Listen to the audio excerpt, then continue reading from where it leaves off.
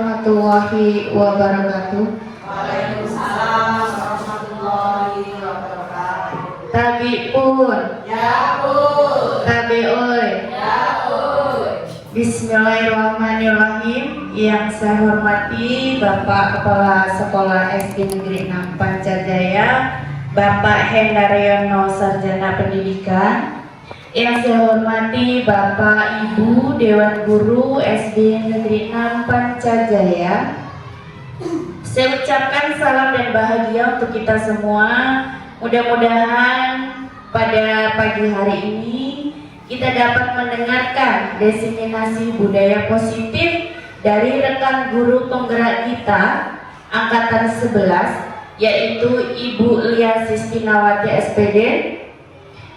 Puji syukur marilah kita panjatkan kehadirat Allah Subhanahu wa Ta'ala, yang mana pada pagi hari ini kita diberi kesehatan sehingga kita bisa menghadiri acara diseminasi budaya positif ini dalam keadaan sehat walafiat. Amin ya robbal alamin.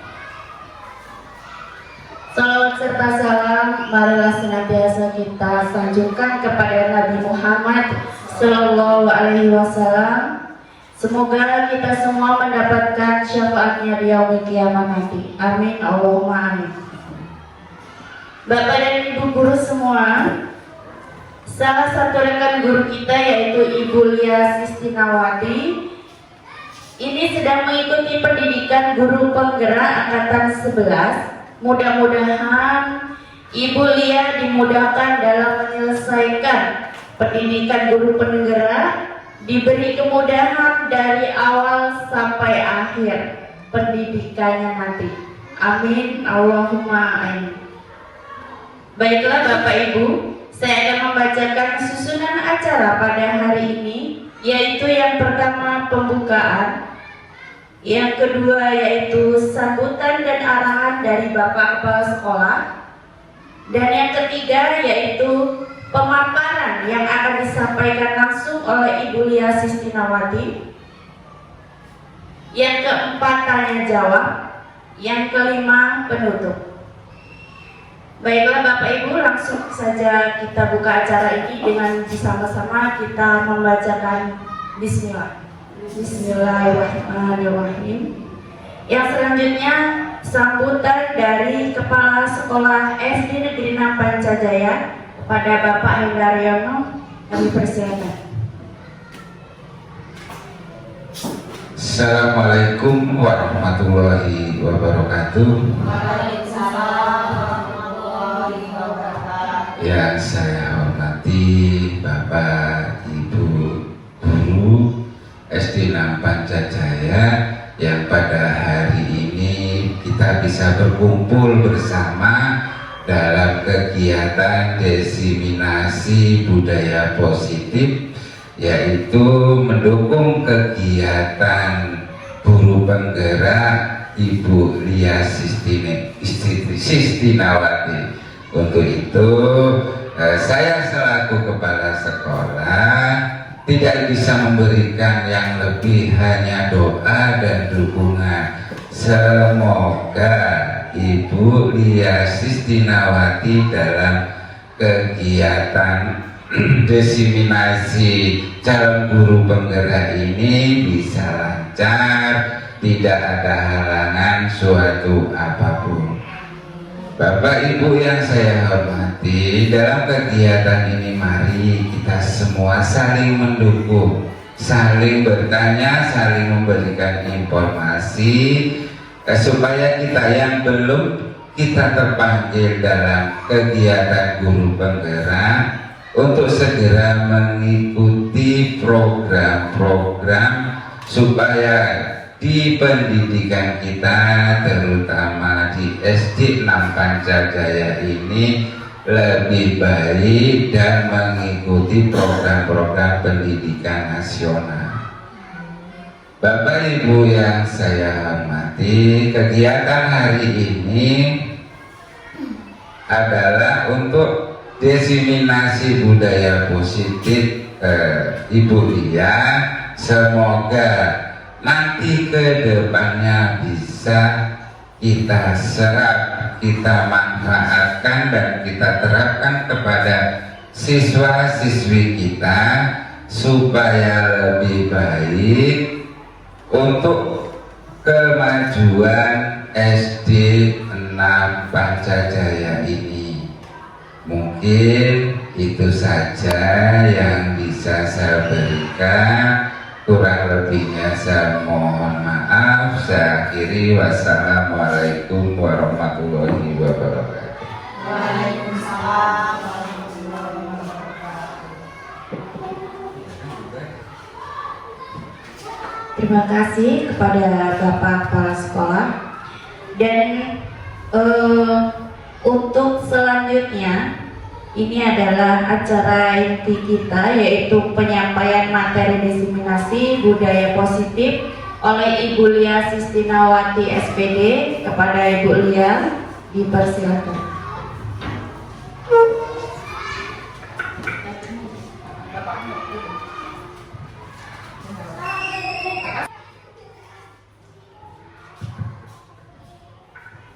Assalamualaikum warahmatullahi wabarakatuh.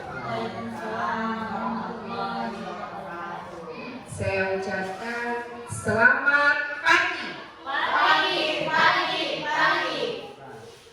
Terima kasih. Kemudian saya akan bertanya lagi, siapa kita?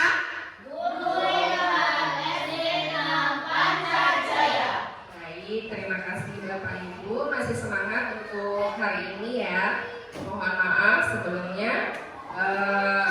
Bukan berarti saya berdiri di sini, mohon izin. Lebih dari segalanya dari Bapak Ibu.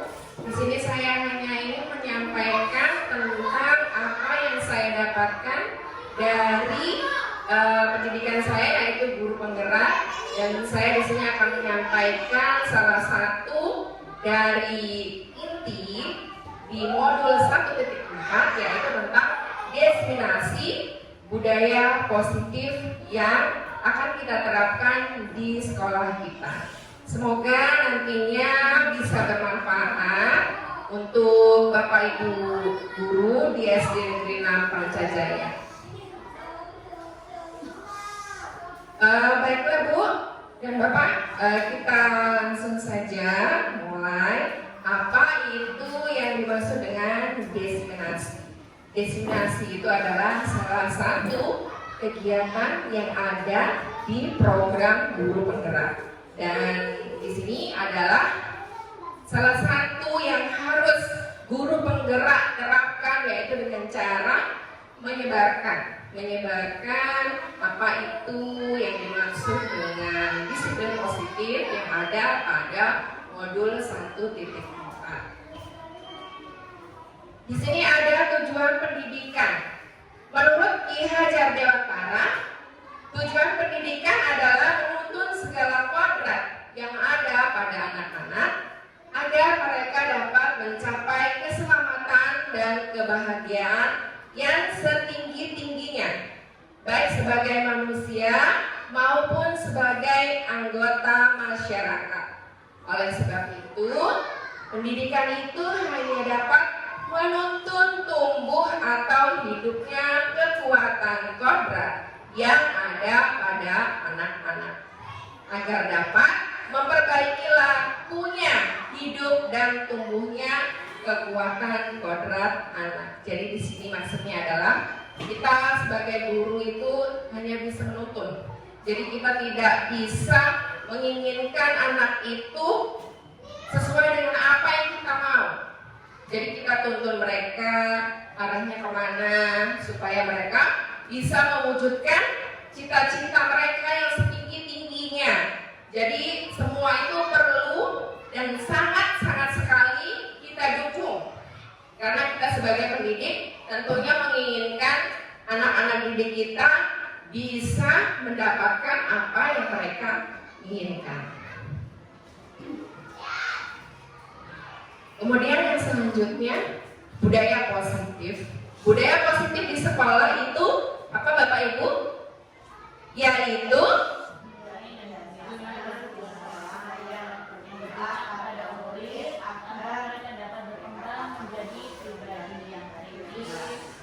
Betul sekali. Jadi budaya positif di sekolah yaitu nilai dan kebiasaan di sekolah yang berpihak pada murid agar mereka dapat berkembang menjadi pribadi yang kritis, penuh hormat, dan bertanggung jawab sesuai dengan profil pelajar Pancasila. Apa itu Pak, Bu, dan yang dimaksud dengan profil pelajar Pancasila? Ada nyanyiannya ya. Belajar Pancasila, beriman dan bertakwa, lanjutkan, dan berakhlak mulia, berkebinekaan tunggal, gotong royong mandiri, kreatif dan bernalar kritis. Nah, jadi itu. Jadi kita sebagai guru sekarang karena kita sudah menggunakan yang namanya kurikulum merdeka. Jadi kita menuntut ya bertanggung jawab untuk bisa menjadikan peserta didik kita, murid kita itu sesuai dengan profil pelajar Pancasila. Jadi seorang guru yang baik itu harus memiliki kemampuan dalam mewujudkan budaya positif di sekolah kita. Supaya apa? Supaya semuanya bisa berjalan dengan apa yang ada dalam rumusan visi misi di sekolah kita juga. Hal ini dapat kita lakukan yaitu dengan cara menerapkan konsep inti budaya positif. Nah, di sini ada konsep utama budaya positif. Di antaranya yaitu perubahan paradigma belajar, disiplin positif, dan nilai-nilai kebajikan universal, motivasi perilaku manusia, hukuman dan penghargaan restitusi. Kemudian ada keyakinan kelas kemarin kita sudah buat ya Bapak Ibu, dan alhamdulillah kita sudah tempelkan semua di kelas 1 sampai dengan kelas 6. Kemudian yang selanjutnya ada kebutuhan dasar manusia, kemudian ada posisi kontrol restitusi, dan yang selanjutnya adalah restitusi segitiga. Di sini ada perubahan paradigma belajar. Di antaranya yaitu dalam membangun budaya positif di sekolah kita dapat menyediakan yaitu lingkungan yang positif, aman dan nyaman agar siswa mampu berpikir, bertindak, dan mencipta dengan merdeka, mandiri, dan bertanggung jawab. Kemudian disiplin juga sangat berkaitan dengan kontrol guru terhadap siswa. Kemudian ada lagi yaitu perubahan paradigma belajar. Di sini perubahan paradigma dari teori kontrol yaitu ilusi kontrol dari Dr. William Glasser. Di antaranya yaitu ilusi guru dalam mengontrol murid. Kemudian ilusi bahwa semua penguatan positif, efektif dan bermanfaat. Kemudian ilusi juga bisa mengkritik dan membuat orang merasa bersalah dalam menguatkan karakter. Ilusi bahwa orang dewasa memiliki hak utama untuk memaksa. Jadi nanti ada yang namanya perubahan-perubahan dalam paradigma belajar kita, yaitu diantaranya seperti ini. Nah, kemudian yang selanjutnya, yang kedua yaitu disiplin positif. Apa makna dari disiplin Bapak Ibu? Ada yang tahu? Jadi disiplin itu berasal dari bahasa Latin, yaitu disiplinan, yang artinya belajar. Nah, kemudian makna asal dari kata ini berkonotasi dengan disiplin diri dari murid-murid Socrates dan Plato. Disiplin diri dapat membuat orang menggali potensinya menuju tujuan apa yang dihargai. Kemudian dalam budaya kita, makna dari kata disiplin itu telah berubah menjadi sesuatu yang dilakukan seseorang pada orang lain untuk mendapatkan kepatuhan. Kemudian kecenderungan umum adalah menghubungkan kata disiplin dengan ketidaknyamanan, bukan dengan apa yang kita hargai atau pencapaian suatu tujuan yang mulia. Kemudian yang selanjutnya tentang disiplin itu adalah kemampuan memerintah diri dalam mengontrol dan menguasai diri untuk memilih tindakan yang mengacu pada nilai-nilai yang kita hargai, tentunya dengan rasa penuh tanggung jawab tanpa terperintah oleh orang lain. Jadi nilai-nilai yang kita hargai itu adalah nilai-nilai yang seperti apa Bapak Ibu? Yang mempunyai nilai kebajikan serta sifatnya positif. Jadi manusia merupakan tujuan mulia yang ingin dicapai dari setiap individu, tentunya yaitu kembali lagi tentang nilai-nilai dalam profil pelajar Pancasila. Kemudian yang selanjutnya di sini tentang kebutuhan dasar manusia, bahwa kita sebagai manusia yang memerlukan beberapa kebutuhan, yaitu tentang kebutuhan bertahan hidup.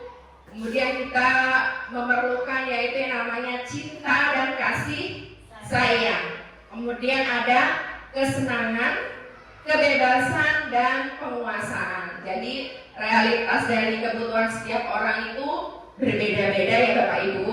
Jadi kita harus berusaha memahami pandangan orang lain tentang dunia. Setiap orang memiliki gambaran yang berbeda-beda tentunya. Jadi bagaimana mereka memenuhi kebutuhan hidupnya, apakah yang mereka perlukan, yaitu cinta dan kasih sayang, semua pasti membutuhkan. Kemudian kesenangan, apalagi itu. Jadi kita perlu, gak mungkin orang itu mau mendapatkan kesedihan yang terus-menerus.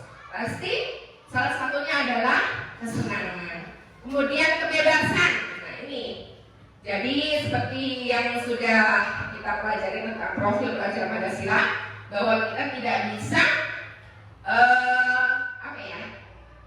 memberikan sesuatu yang mengekang pada siswa-siswa kita. Jadi kita beri kebebasan untuk mereka, tapi bukan berarti bebas tanpa syarat. Jadi tetap kitalah sebagai penguasa atau sebagai kontrol untuk memberikan sesuatu yang terbaik pada peserta didik kita. Kemudian penguasaan, kita bolehkan mereka misalkan menentukan pilihannya dan kita harus mendengarkan.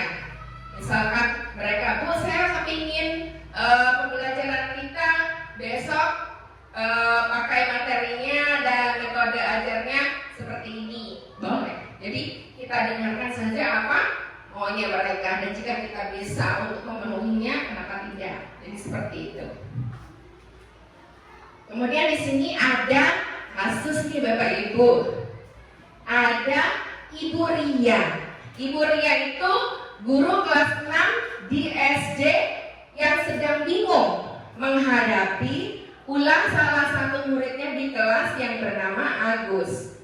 Beberapa anak telah datang dan mengeluhkan Agus seringkali meminta bekal makan siang mereka dengan paksa. Jika Anda menghadapi situasi seperti Bu Ria, apa yang akan Anda lakukan?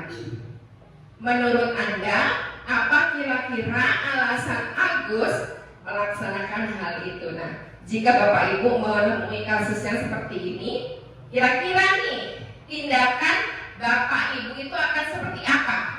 Apakah langsung memanggil anaknya atau menegur langsung di depan kawan-kawannya, Agus, kamu jangan seperti ini, atau seperti itu? Tidak. Jadi menurut Bapak Ibu harusnya seperti apa? Langkah awalnya boleh? Gak apa-apa Mbak?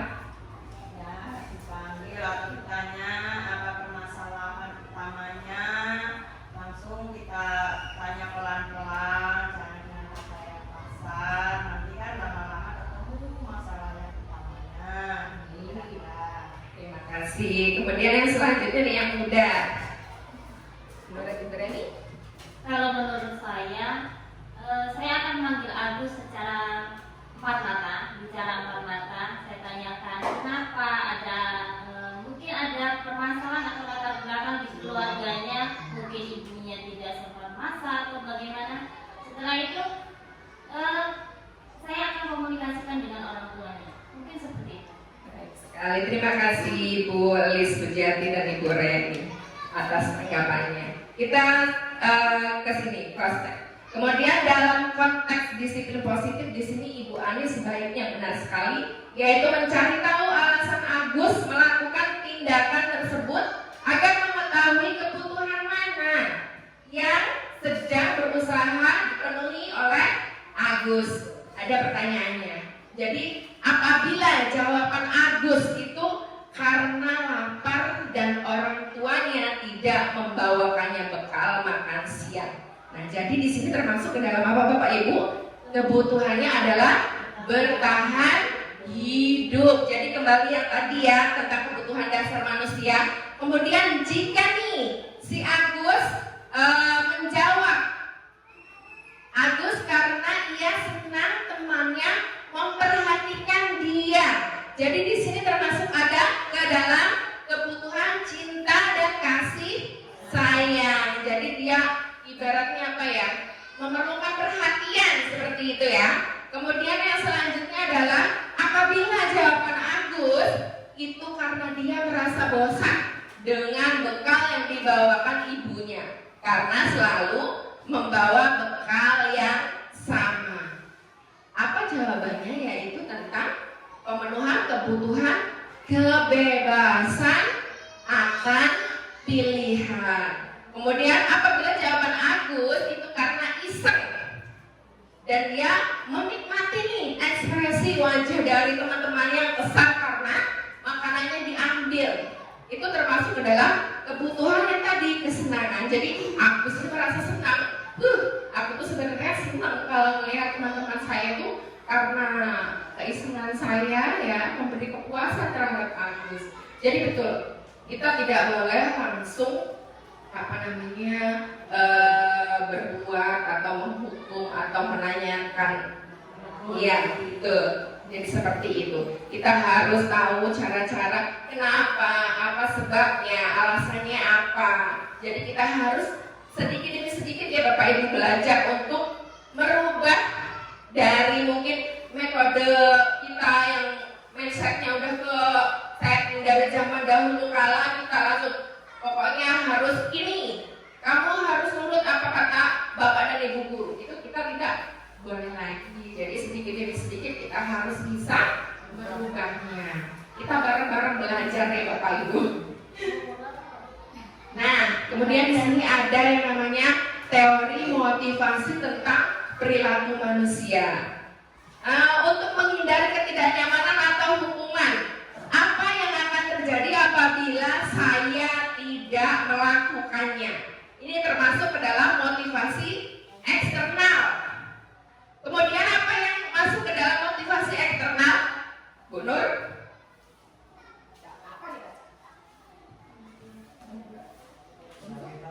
Untuk mendapatkan imbalan dari orang lain atau institusi, apa yang akan saya dapatkan apabila saya melakukannya? Terima kasih. Jadi seperti itu. Jadi ada motivasi eksternal, yaitu bagaimana caranya yang untuk mendapatkan imbalan dari orang lain atau institusi, apa yang akan saya dapatkan apabila saya melakukannya. Kemudian ada lagi motivasi internal, yaitu dari tujuan positif kita, yaitu apa? Untuk menghargai diri sendiri. Jadi saya akan menjadi orang yang seperti apa bila saya melakukannya. Jadi saya ini kalau melakukan sesuatu yang misalnya tidak bermanfaat, pasti saya sendiri yang akan mendapatkan itu. Jadi makanya ada motivasi internal di dalam diri kita, sehingga setelah saya melakukan itu hasilnya apa. Jadi sebenarnya kita sendiri yang tahu. Kemudian yang selanjutnya adalah hukuman dan konsekuensi.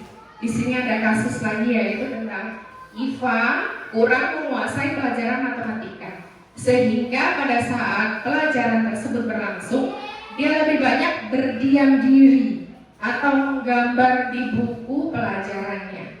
Pada saat guru matematikanya menanyakan pertanyaan, Iva menjadi gugup dan tidak sengaja menjatuhkan tas dari kursi, serta tiba-tiba menjadi gagap pada saat berupaya menjawabnya. Kemudian seluruh kelas menjadi tertawa melihat perilaku Iva yang bicara tergagap dan terkejut tersebut. Pak Seno waktu itu membiarkan teman-teman Iva tertawa melihat kegagapan Iva, dan Iva malunya luar biasa, dan malahan meminta Iva untuk maju ke depan dan berdiri di depan. Ya, jadi meminta maju ke depan dan berdiri di depan kelas sambil menunjuk hidungnya karena tidak bisa menjawab pertanyaan Pak Seno.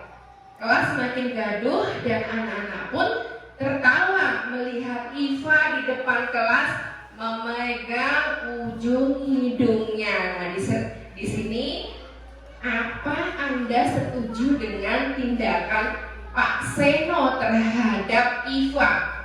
Mengapa? Kemudian menurut Anda, tindakan Pak Seno terhadap Iva adalah sebuah hukuman atau konsekuensi? Apa nih Bapak Ibu? Menurut Bapak Ibu, tujuannya dari Pak Seno ini, menurut Bapak Ibu tindakannya setuju apa tidak dengan perlakuan Pak Seno? Tidak. Sebabnya mengapa? Mengapa Bapak Ibu? Karena Hukuman itu langsung di kepala anak-anak kan? ya, jadi seperti itu. Jadi hukumannya itu langsung menegur anak-anaknya ya Bapak Ibu. Nah, jadi kembali lagi ke semua perilaku itu memiliki tujuan. Tadi ya sudah kita bahas bahwa tujuannya itu seperti apa. Saya akan menjadi orang seperti apa bila melakukannya. Nah, jadi kita kembali lagi ke teori motivasi perilaku manusia. Jadi ada motivasi eksternal, kemudian internal, ya, kemudian motivasi eksternalnya terbalik. Nah, di sini ada yang namanya identitas gagal, yaitu hukuman. Kemudian ada identitas sukses, disiplin, yaitu konsekuensi atau restitusi. Nah, kemudian di sini ada yang namanya sesuatu yang menyakitkan harus terjadi. Nah, di konsekuensinya, di identitas suksesnya itu sesuatu harus terjadi. Kemudian di restitusinya adalah restitusi merupakan pilihan. Tidak nyaman untuk murid, anak untuk jangka waktu panjang. Jadi kalau hukuman itu tidak nyaman untuk murid atau siswa kita dalam jangka waktu yang panjang. Jadi konsekuensinya tidak nyaman untuk murid atau anak dalam jangka waktu pendek kalau untuk konsekuensinya. Kemudian menguatkan untuk murid atau anak dalam jangka waktu panjang. Korban mendapatkan keadilan. Kemudian di konsekuensinya korban bisa diabaikan. Kemudian korban mendapatkan ganti jika direstitusinya. Perilaku pasif atau agresif meningkat. Penguatan hanya bertahan dalam jangka waktu pendek di konsekuensinya. Kemudian restitusi adalah masalah terpecahkan. Jadi kalau kita menggunakan restitusi, masalah itu pasti akan terpecahkan. Kemudian sistem tidak akan berjalan bila murid tidak takut. Itu jika kita menggunakan hukuman. Kemudian di konsekuensinya memerlukan monitoring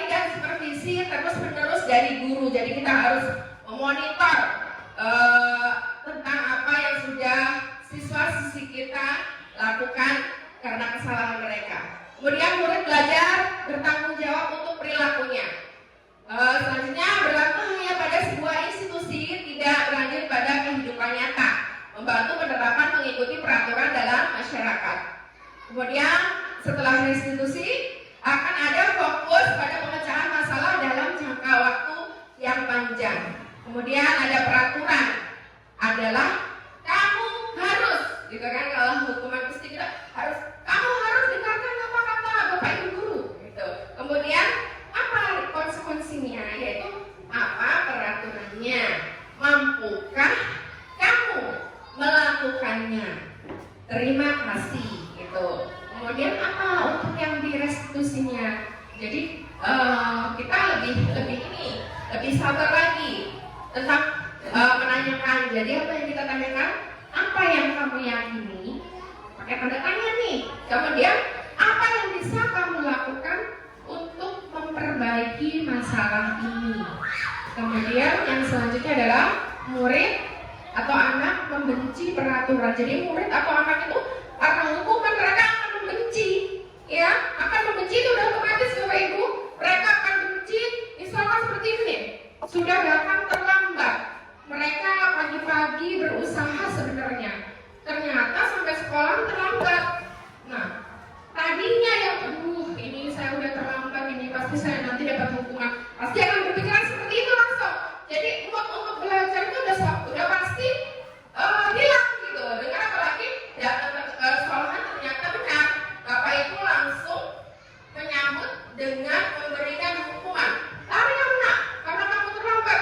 Jadi keliling lapangan nih, tanpa kita tahu penyebab apa yang menyebabkan siswa-siswi kita terlambat. Apa mungkin karena membantu orang tua sehingga mereka datang terlambat, atau mungkin karena keasikan menonton TV semalaman, akhirnya begadang jadi bangunnya kesiangan. Jadi perlu nih kita tanyakan apa yang kamu laksanakan tadi malam, misalnya seperti itu. Kemudian murid atau anak itu pasti akan menghormati dirinya dan orang lain. Nah, di sini ada nih Bapak Ibu tentang tindakan guru. Nanti di sini saya akan tanyakan menurut Bapak Ibu termasuk hukuman atau konsekuensi. Untuk yang pertama menurut Bapak Ibu, jika mencatat 100 kali di dalam buku kalimat, saya tidak akan terlambat lagi. Ini karena terlambat ke sekolah. Menurut Bapak Ibu ini termasuk hukuman atau konsekuensi? Hukuman. Nanti kita cek ya. Kita kunci yang pertama adalah hukuman. Kemudian yang kedua, lari mengelilingi lapangan basket 2 kali karena terlambat hadir di sekolah. Ini termasuk ke konsekuensi atau hukuman? Hukuman. Jadi yang atas hukuman, yang kedua hukuman. Kemudian yang ketiga, menggantikan tugas teman yang telah dicoret-coret. Hukuman atau konsekuensi? Konsekuensi. Jadi hukuman, konsekuensi. Kemudian murid disuruh untuk mengenakan sepatu seharian di sekolah karena tidak mengenakan sepatu hitam. Hukuman atau konsekuensi? Hukuman atau konsekuensi? Konsekuensi. Jadi tadi hukuman, konsekuensi ya. Kemudian lari mengelilingi lapangan basket 2 kali karena terlambat 10 menit untuk pelajaran PJOK. Nah, ini pelajarannya tulis. Hukuman ya. Jadi kita kunci tadi hukuman, konsekuensi dan hukuman. Coba kita cek. Nah, tadi hukuman,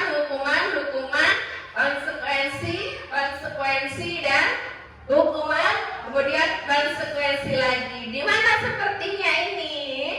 Jadi kalau mencatat nih, kita suruh anak-anak mencatat 100 kali dalam buku, yaitu bunyinya saya tidak akan terlambat. Jadi itu ya. Jadi hukuman termasuknya. Kemudian lari mengelilingi lapangan basket 2 kali karena terlambat hadir di sekolah. Jadi adalah hukuman. Jadi ini ya Bapak Ibu, jadi bisa kita lihat dari sini yaitu apa yang termasuk ke dalam hukuman atau konsekuensi. Sudah paham Bapak Ibu? Ya, kita lanjut lagi. Di sini ada yaitu restitusi atau posisi kontrol guru. Nah ini yang harus kita ketahui bahwa kita itu mempunyai 5 posisi kontrol. Yang pertama yaitu ada apa? Kita adalah guru, yaitu sebagai penghukum. Kemudian ada guru sebagai pembuat merasa bersalah. Kemudian ada guru sebagai teman dan guru sebagai pemantau. Kemudian yang paling tinggi posisi kita yaitu adalah guru sebagai manajer. Jadi seperti itu ada 5 posisi kontrol guru yang harus kita pahami. Ini adalah cara-cara nanti nih kita Bapak Ibu jika kita menanyakan tentang sesuatu yang siswa-siswi kita lakukan. Jadi ada yang namanya nanti penghukum. Penghukum itu mesti langsung ke memberikan hukuman gitu. Jadi tanpa tanya apapun langsung aja. Nanti nah ini yang harus kita terapkan. Jadi harus satu persatu kita tanya, kita cari apa solusi yang terbaik untuk siswa-siswi kita. Nah, di sini ada 5 posisi kontrol yang tadi yaitu tentang penghukum. Nah, ini berarti menghardik atau menunjuk, menyakiti, menyindir. Itu termasuk ke dalam hukuman. Kemudian ada membuat orang merasa bersalah. Jadi berceramah dan mengatakan seharusnya katanya kan. Terus ibu ini kecewa gitu. Kemudian posisi sebagai teman itu harus seperti apa? Jadi membuatkan alasan-alasan untuk muridnya. Kemudian selanjutnya adalah sebagai pemantau. Jadi kita harus bisa menghitung dan mengukur sampai di mana yang seharusnya kita lakukan. Kemudian ada posisi yang paling tinggi yaitu manajer. Jadi mengajukan pertanyaan-pertanyaan seperti itu. Nanti kita bisa pahami satu persatu. Yang selanjutnya yaitu kesimpulannya. Jadi di antara ke-5 posisi kontrol itu yang sebaiknya seorang guru itu gunakan adalah posisinya paling tinggi aku Bapak Ibu yaitu sebagai manajer. Nah, sebagai manajer, guru itu dapat berbuat sesuatu bersama murid, mempersilahkan murid bertanggung jawab dan mendukung murid agar dapat menemukan solusinya. Jadi kita berusaha mencari solusi terbaik dari siswa-siswi kita atas kesalahan yang telah mereka lakukan. Kemudian selain itu posisi manajer itu mengacu pada restitusi yang dapat menjadikan murid sebagai manajer bagi dirinya sendiri sehingga dapat menciptakan identitas positif pada diri murid. Kita lanjutkan yang selanjutnya yaitu tentang keyakinan kelas. Apa Bapak Ibu keyakinan kelas? Apa Bu? Keyakinan kelas adalah nilai-nilai kebajikan atau prinsip-prinsip universal yang disepakati bersama secara universal, lepas dari perbedaan agama, suku, negara, dan bahasa.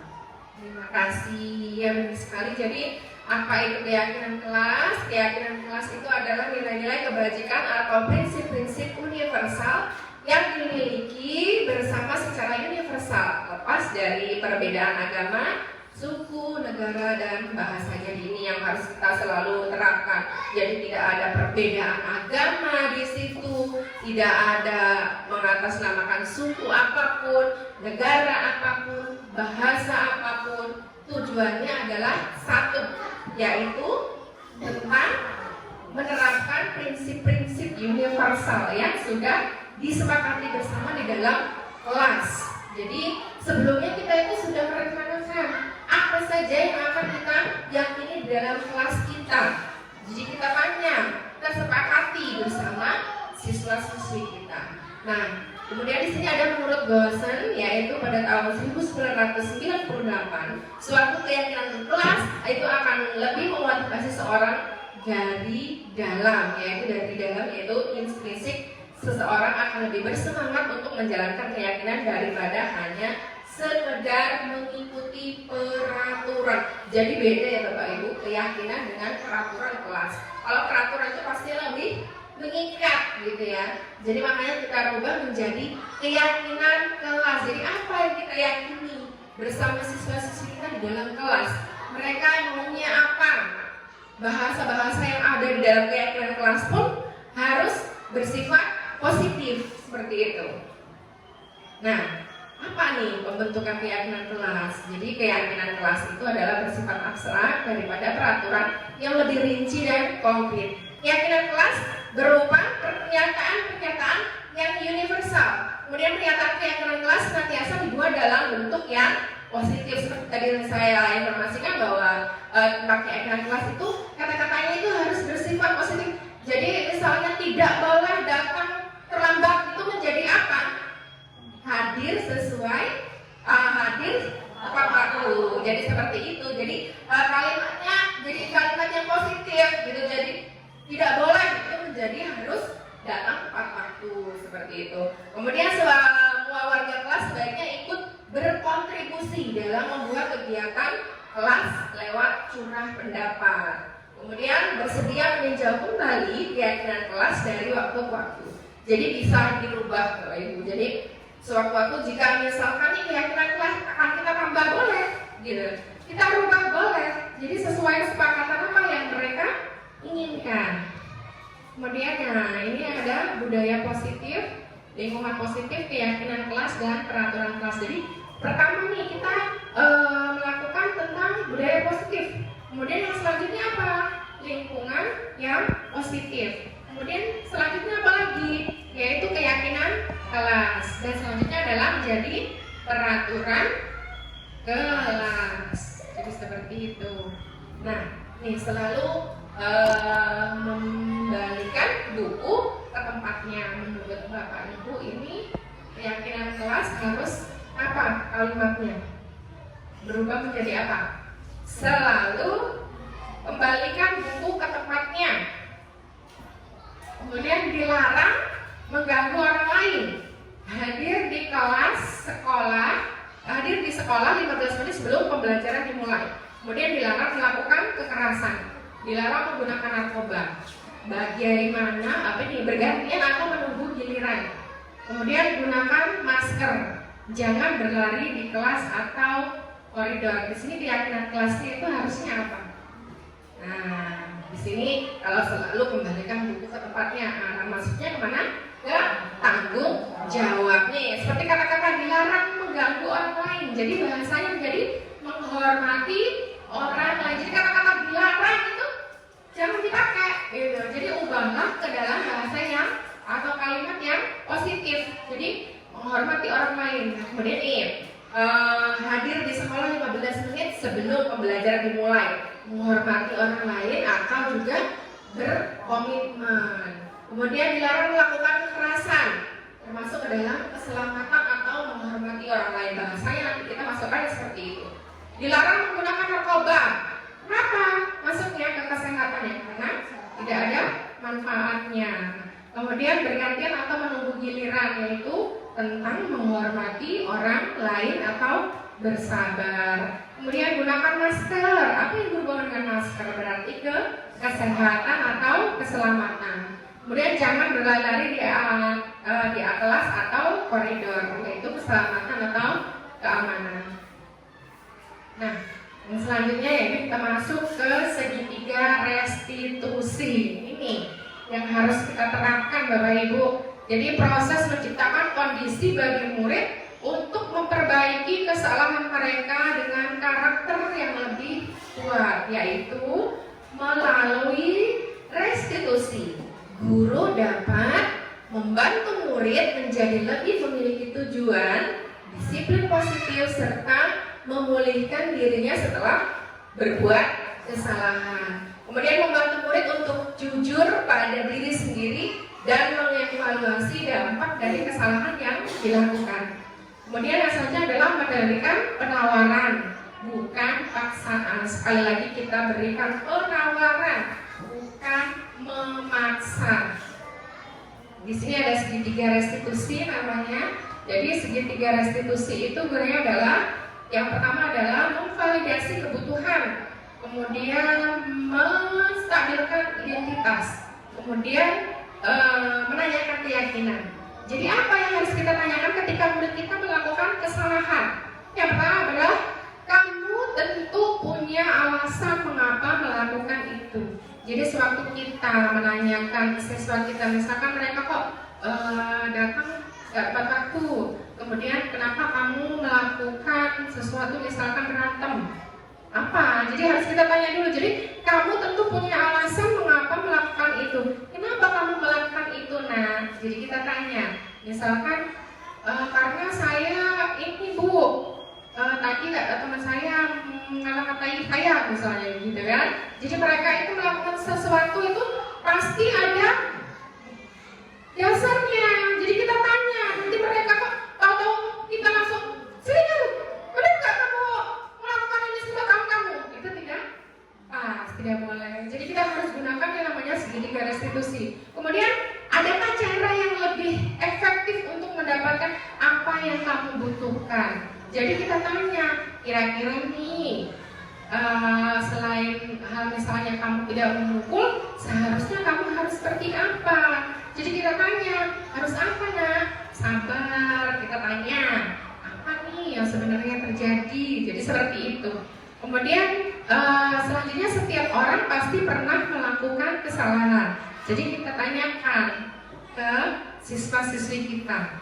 Jadi setiap orang pasti punya kesalahan ya nak, termasuk ibu juga dulu pernah melakukan kesalahan seperti kalian. Jadi kita tanyakan, kita harus bisa apa ya maksudnya sebagai teman gitu kan. Terus kita menanyakan sesuatu yang harus membuat mereka itu berbicara sesuai dengan apa yang mereka rasakan yang terjadi. Jadi gitu. Kemudian kamu bukan satu-satunya yang pernah melakukan ini. Jadi kata-katanya harus seperti itu. Setiap orang mesti mempunyai kesalahan. Kemudian kamu bukan satu-satunya yang pernah melakukan hal ini. Selanjutnya adalah nilai apa yang telah kita sepakati. Kemudian kamu ingin menjadi orang seperti apa. Jadi setelah kita tanyakan itu, kita tanyakan lagi. Selanjutnya, setelah ini kamu ingin menjadi orang yang seperti apa? Karena kesalahan yang telah mereka lakukan dan mereka berani untuk berkata jujur. Jadi seperti itu kita tanyakan. Jadi intinya kita tidak boleh langsung memberikan sesuatu hukuman sehingga menjadikan mereka itu kesal atau benci gitu. Jadi nggak mau nih terus terang. Harusnya tadinya mau ngomong jujur jadi nggak jujur karena udah detak duluan nih sama gurunya. Jadi takut gitu. Jadi ada kalanya kita harus bertindak sebagai kawan seperti itu. Jadi mereka supaya lebih dekat dengan kita. Kemudian tahapan-tahapan dari segitiga restitusi, yaitu yang pertama adalah menstabilkan identitas. Jadi sebelumnya dicuplik bahwa guru berkata berbuat salah itu hal yang manusiawi. Tidak ada manusia yang sempurna. Bapak Ibu juga pernah berbuat salah. Kita pasti bisa menyelesaikan permasalahan ini. Jadi ini kata-katanya Bapak Ibu. Bapak Ibu tidak tertarik untuk mencari tahu siapa yang benar. Jadi kita berusaha untuk mencari sesuatu yang cocok, yang sesuai gitu. Kemudian siapa yang salah, Bapak Ibu lebih tertarik untuk menyelesaikan permasalahan ini. Kemudian kalau kamu menyalahkan dirimu sendiri terus-menerus, apakah kamu bersikap baik pada dirimu sendiri? Nah ini akhirnya dia akan menjadi merasa bersalah. Gitu. Kemudian yang selanjutnya yaitu validasi kebutuhan, itu bisa membantu murid menganalisis basic need, kebutuhan dasar yang ingin dipenuhinya ketika melakukan kesalahan itu.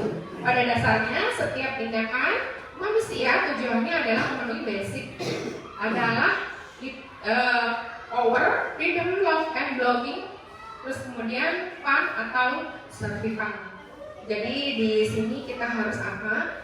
Jika berkata kamu bisa saja melakukan hal yang lebih buruk tapi kamu tidak melakukan untuk hal itu. Kemudian kamu pasti punya alasan mengapa melakukannya. Jadi selalu kita tanyakan apa alasannya, kenapa kamu melakukan hal itu. Tentu mereka punya dasar awal. Kemudian kamu boleh tetap berusaha menjaga sikap itu, tapi tambahkan sikap yang lain yang baru, tentunya yang lebih bermanfaat. Maukah kamu belajar cara lain untuk mendapat yang kamu butuhkan tanpa harus memukul? Jadi kita tanya nih, kenapa nih kok kamu bisa sampai memukul gitu kan? Seharusnya apa yang dilakukan? Kita harus lebih bersabar. Kemudian kita tanyakan lagi, kira-kira kalau kamu memukul, kamu melanggar kesepakatan kelas kita tentang apa? Gitu kita tanyakan. Karena apa? Tetap kembali lagi berkaitan dengan keyakinan kelas. Kemudian apakah kamu bisa melakukan dengan lebih baik besok lagi? Jadi kita tanya, kira-kira kapan kalian itu mau berubah? Jadi seperti itu. Kemudian selanjutnya adalah menanyakan keyakinan. Di sini adalah anak-anak melihat kesalahannya dihubungkan dengan norma sosial dan nilai-nilai yang mendasari manusia berinteraksi dengan orang lain. Nah di sini kita sebagai guru itu harusnya berkata apa? Apa nilai yang kita percaya di kelas atau di sekolah kita? Kemudian nilai-nilai universal apa yang telah kita sepakati? Kelas yang ideal itu seperti apa sih? Gitu. Kamu ingin jadi anak yang seperti apa? Apa yang kamu rasakan ketika kamu melakukan itu? Kemudian kamu ingin menjadi orang yang seperti apa? Gitu. Jadi kita perlu menanyakan keyakinan ke siswa-siswi kita. Kemudian yang selanjutnya adalah refleksi. Jadi saya tanyakan kepada Bapak Ibu tentang kegiatan diseminasi pada hari ini. Kita refleksikan perasaan saya saat ini adalah, ya. Kemudian yang selanjutnya adalah setelah mengikuti materi pengimbasan diseminasi pada hari ini, saya jadi paham tentang. Kemudian target saya selanjutnya adalah, saya tanyakan dulu nih, perasaan saya saat ini adalah apa? Silakan Pak. Setelah mengikuti diseminasi, perasaannya senang atau menjadi apa? Menurut saya perasaan saya menjadi lebih senang karena dapat mengetahui untuk kelanjutan pendidikan. Terima kasih. Intinya Pak Jumul ini merefleksi kegiatan hari ini, senang dengan kegiatan diseminasi yang sudah saya lakukan ya. Kemudian yang selanjutnya, setelah mengikuti materi pengimbasan diseminasi pada hari ini, saya jadi paham bahwa apa ini. Menurut saya jadi paham kalau ternyata saya tuh banyak sekali kurangnya. Dari kegiatan ini saya jadi tahu hal-hal yang harus saya pelajari dalam menghadapi anak-anak itu seperti apa. Padahal sebetulnya saya belum tahu yang seperti ini. Baik, terima kasih, bermanfaat ya Bu ya. Kemudian target saya selanjutnya nih apa?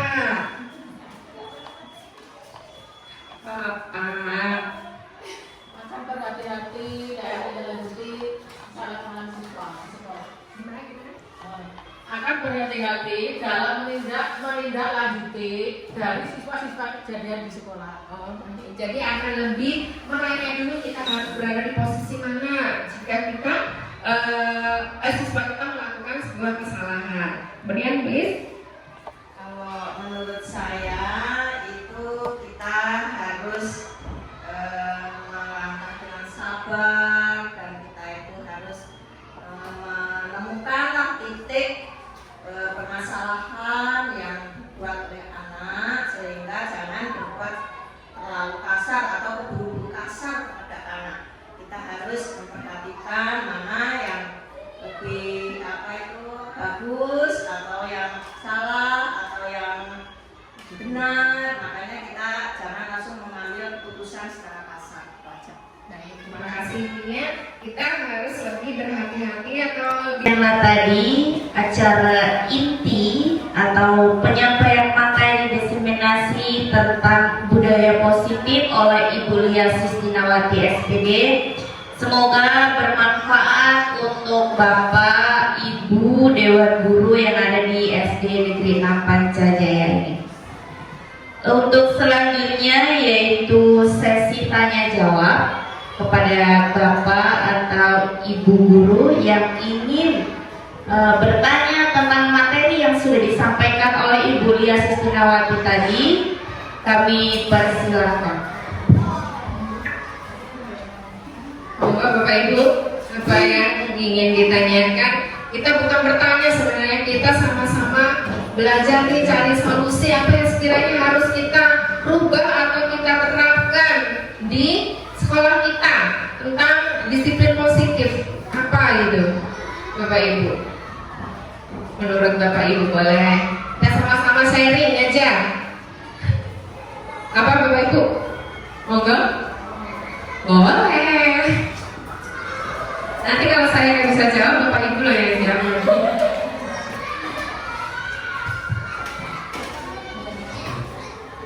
Sebelumnya, Assalamualaikum warahmatullahi wabarakatuh.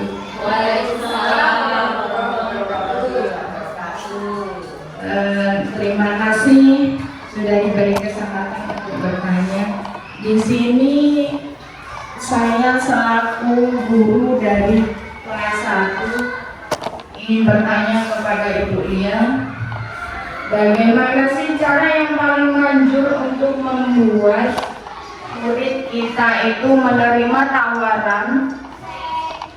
tawaran diadakan restitusi jika mereka bermasalah. Terima kasih. Wassalamualaikum warahmatullahi wabarakatuh. Baik, terima kasih Bu Nur. Nah, kita kembali nih sama-sama Bapak Ibu atas pertanyaan dari Bu Siti Nuryanti, yaitu tentang bagaimana kita bisa menerapkan segitiga restitusi kepada siswa-siswi kelas 1. Karena kita harus benar-benar dilatih untuk sabar sampai panjang sekali sabarnya. Terutama yang dialami Bu Siti Nuryanti karena beliau adalah wali kelas 1. Apa ini Bapak Ibu? Yang pertama harusnya kita lakukan. Kita kembali ke segitiga restitusi tentang bagaimana kita berusaha untuk kita buat nih siswa-siswi kita sebagai apa? Teman, ya. Kita tanya kenapa, gitu kan? Kenapa kok bisa kalian itu berbuat seperti ini, gitu? Mudah-mudahan dengan cara seperti itu, Bu Nur, kita pelan-pelan ya, kita tanya. Pokoknya kita kembali lagi ke apa yang dimaksud dengan segitiga restitusi dan tahapannya itu seperti apa. Kemudian kalau kita ini masih nggak mempan, kita punya atasan, ya, siapa? Kepala sekolah. Kemudian selanjutnya nggak mempan lagi nih, kita ke orang tua, gitu. Jadi kita ada tahapan-tahapannya. Semua itu nggak bisa kita ambil langsung keputusan di kita. Jadi kita masih bisa berbuat sebagai seorang teman. Kemudian kita nggak mempan lagi dengan cara-cara kita ke pemimpin kita di sekolah, yaitu kepala sekolah. Nggak lagi nih hadirkan orang tua seperti itu. Mudah-mudahan kita dijauhkanlah dari hal-hal yang seperti itu ya.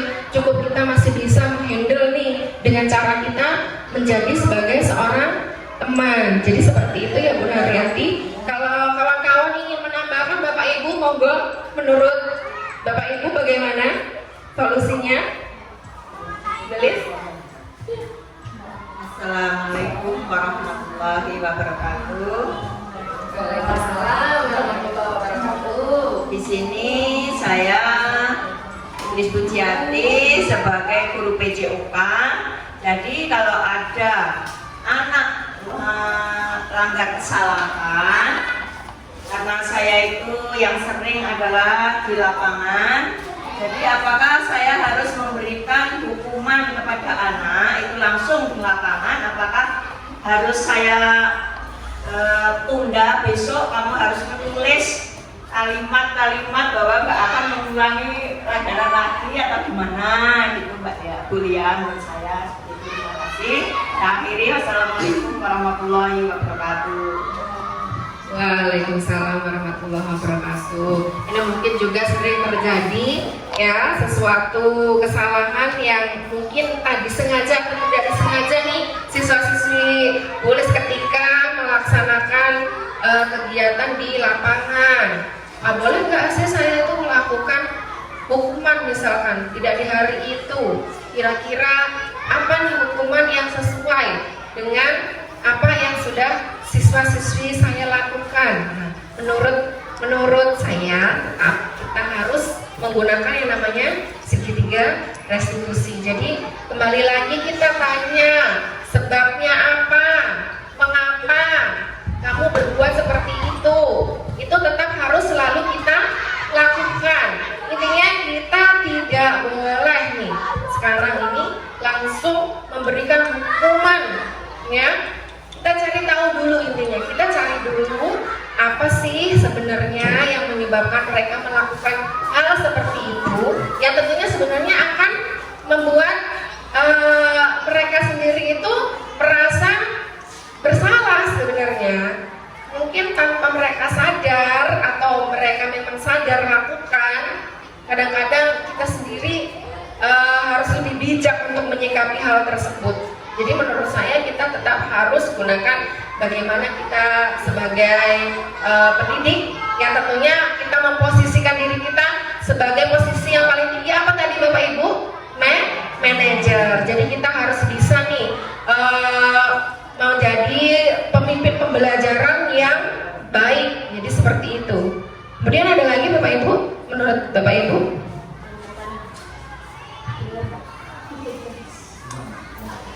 Assalamualaikum warahmatullahi wabarakatuh. Waalaikumsalam warahmatullahi wabarakatuh. Saya Ibu Suyatmi, wali kelas 3, akan bertanya dengan Ibu Lia Sustinawati. Pertanyaan saya, yang saya alami sebagai wali kelas 3, ada siswa saya, teman saya di kelas 3 itu sering sekali tidak masuk kelas. Ya. Nah, kalau masuk hari ini mungkin nggak masuk sekolah lagi, sudah seminggu nggak masuk kelas. Nanti kalau masuk saya tanya, kenapa kemarin kamu nggak sekolah? Kemana kamu nggak bikin surat izin? Nah, selalu ditanya pasti diam, ya. Nah, kadang-kadang yang saya dapat jawab itu malah dari teman-temannya. Bu, kemarin si Yudi nggak masuk kalau main layangan. Nah, gitu kan. Jadi jawaban itu saya kan belum bisa istilahnya menerima dengan apa itu yang sebenarnya. Jadi seperti apakah jawaban yang seharusnya saya terima sebagai guru wali kelas 3 yang menghadapi siswa yang sering jarang tidak masuk. Ya, terima kasih.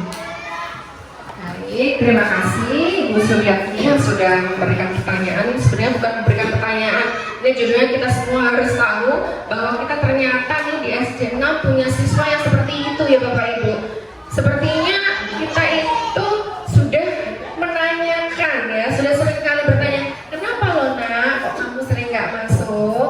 Kenapa lo nak kok kamu hari ini berangkat besok lagi nggak berangkat? Nah, dan ternyata jawaban yang diberikan itu tidak sesuai dengan apa yang kita harapkan, karena kita mendengarkan informasi malah dari kawannya nih, Bu ternyata si itu tuh kemarin nggak masuk kelas tuh malah main gitu. Mungkin kita ini ya Bapak Ibu, kadang-kadang kita nggak tahu apa yang sebenarnya siswa-siswi kita rasakan. Apakah ada titik jenuh mereka sehingga tidak mau nih berangkat sekolah gitu kan? Kita di rumah nggak tahu nih apa yang sebenarnya terjadi gitu. Jadi kita memang di posisi yang kadang serba salah. Tapi bagaimana caranya? Itu tak bertani sudah, kita ke atasan sudah, panggil orang tua sudah. Nah berarti apa nih Bapak Ibu? Luar biasa sekali ternyata. Kita memang tidak bisa langsung apa ya memberikan sesuatu yang seperti udahlah kamu gak usah sekolah aja karena kamu selalu seperti itu gitu. Kita lumayan diberikan PR ini yang luar biasa. Jadi apa yang harus saya lakukan gitu kan sebagai wali kelas? Saya sudah menanyakan ini, menanyakan itu, sudah ke kepala sekolah, terus ke orang tua, Nah sekarang gimana nih Bapak Ibu solusinya? Adakah yang tahu? Karena kita sudah menggunakan nih segitiga restitusi, atau nanti seandainya ini bisa saya tanyakan nih ke fasilitator saya ini. Kenapa saya punya siswa seperti ini Bu? Sudah saya lakukan hal-hal yang sesuai gitu kan, dengan cara saya menerapkan segitiga restitusi gitu. Jadi apalagi gitu, kayaknya PR dulu ini. Apa ada yang bisa menjawab Bapak Ibu? Bu Reni, tanggapannya aja, tanggapan. Kita sharing-sharing. Saya juga bingung menghadapi siswa yang satu ini. Saya sebagai guru mata pelajaran juga ketemu siswa dari kelas 1 sampai kelas 6. Memang banyak karakter anak. Dan yang diceritakan oleh Ibu Suyani tadi, menurut saya satu-satunya yang saya juga bingung menghadapinya bagaimana. Masalahnya gini Bu, saya tanya 4 mata dengan anak, satu kata pun gak keluar dari mulutnya.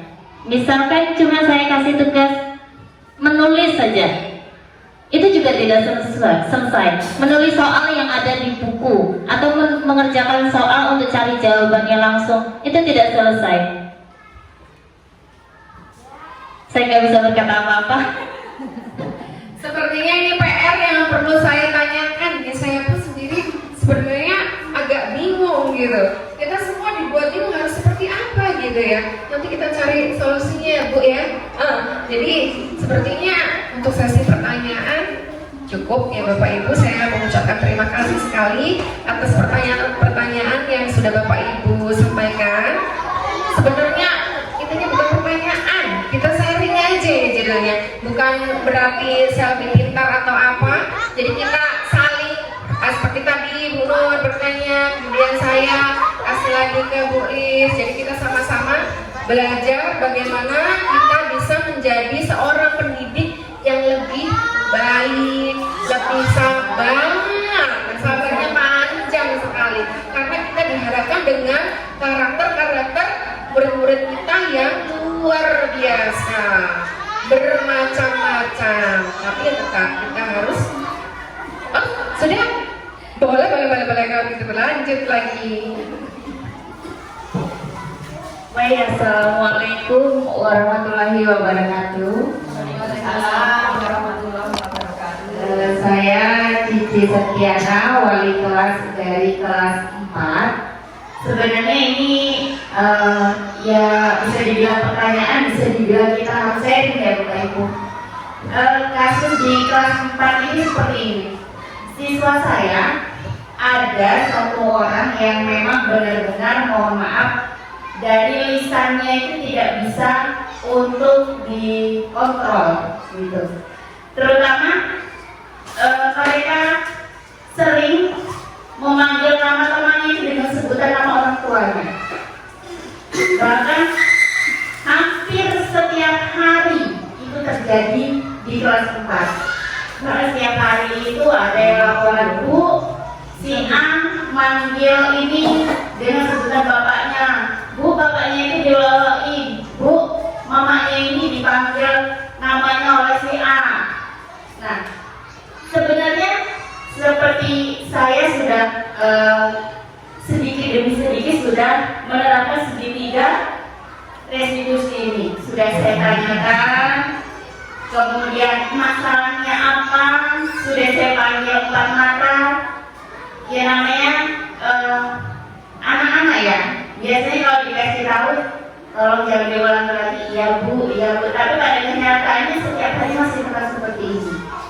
Nah, solusinya harus seperti apa?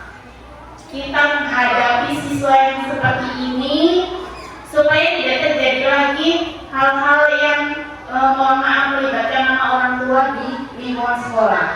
Kita juga sudah pernah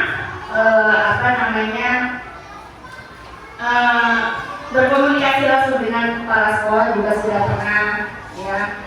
Tapi siswa ini tetap seperti ini. Jadi mohon perkenalannya Bu ya, mungkin ada solusi untuk mengatasi masalah siswa di kelas 4 ini. Terima kasih. Wassalamualaikum warahmatullahi wabarakatuh. Waalaikumsalam warahmatullahi wabarakatuh. Ini bukan pertanyaan, tapi sebenarnya apa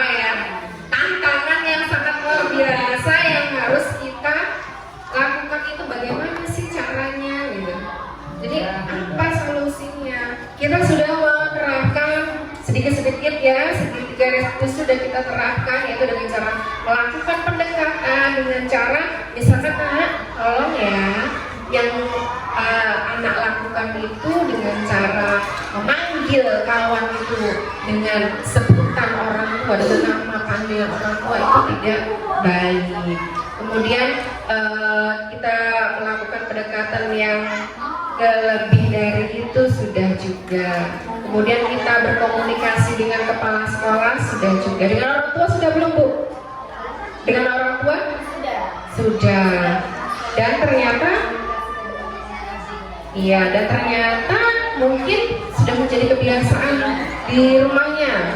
Nah, jadi memang ya sebagai guru kita ini selalu merasa apa ya?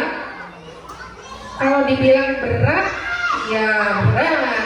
Kalau dibilang kita mau nggak memikirkan, ya nggak mungkin, gitu kan? Nah, jadi mungkin karena memang terbiasa seperti itu, jadi harus apa nih kita gitu? Yang penting gini Bu, jadi kita selama di kelas itu kita berusaha untuk selalu sabar.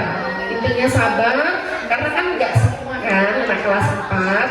Jadi kita tetap harus lakukan posisi kontrol kita itu seperti apa. Jadi sampai tetap menjadi posisi yang paling tinggi yaitu sebagai manajer. Jadi semua yang akan Ibu Cici lakukan itu Ibu Cici sendiri yang tahu. Jadi yang jelas jika pada saat pembelajaran berlangsung anak tersebut tidak melakukan hal seperti itu, kemudian kita informasikan saja ke kawan-kawannya. Nah, kalau seandainya kita berkata-kata seperti itu tidak baik lah ya. Jadi kita tetap aja menginformasikan sesuatu yang baik kepada siswa-siswi kita, bahwa segala sesuatu yang buruk itu jangan dicontoh atau jangan ditiru. Jadi kita sudah berusaha semaksimal mungkin karena emang sampai di situ gitu usaha kita. Yang jelas mudah-mudahan siswa-siswi yang lainnya tidak berbuat seperti itu dengan cara kita tetap melakukan kontrol ke mereka. Jadi seperti itu. Jadi cukup Bapak Ibu? Iya. Terima kasih atas waktunya untuk sesi tanya jawab dan saya kembalikan lagi ke moderator. Ya, terima kasih. Demikian tadi sesi untuk tanya jawab. Untuk yang terakhir yaitu penutup. Mari kita sama-sama tutup acara ini dengan membaca Alhamdulillah. Alhamdulillahirobbilalamin. Sebelum acara ini saya tutup, saya selaku pembawa acara mohon maaf kepada Bapak dan Ibu semuanya apabila terdapat kata-kata saya yang kurang berkenan di hati Bapak atau Ibu. Pada Allah saya mohon ampun. Saya akhiri. Wassalamualaikum warahmatullahi wabarakatuh.